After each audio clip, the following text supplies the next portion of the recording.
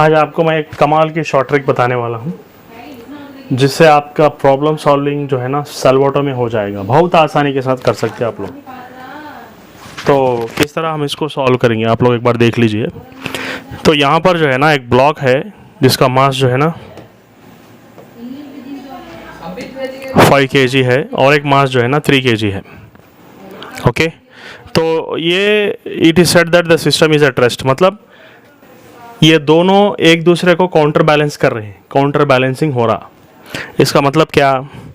तो इसके ऊपर जो फोर्स काम कर रहा है इधर इस डायरेक्शन में, इसको बोलते हैं एम जी साइन थीटा।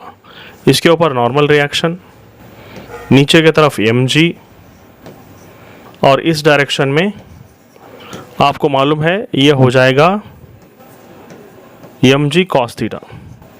ये हो जाएगा एम जी कॉस थीटा। और प्रॉब्लम के अंदर क्या पूछा? The force exerted by the on the inclined plane, मतलब नॉर्मल रिएक्शन पूछ रहा। तो नॉर्मल रिएक्शन किस तरह करेंगे यहाँ पर? सो नॉर्मल रिएक्शन मतलब M G cos theta. Normal reaction मतलब एम जी कॉस थीटा। आपको अपने को कॉस थीटा की वैल्यू मालूम करना है। तो यहाँ पर देखिए आप लोगों को शॉर्टकट में मैं समझा दूंगा आप लोगों को। तो यहाँ पर काउंटर बैलेंस यानी कि इक्विलिब्रियम पोजीशन में है पूरा बॉडी। इसका मतलब क्या? M G sine theta is equal to M two G. ये हो गया एम टू जी और ये हो गया एम वन जी साइन थीटा।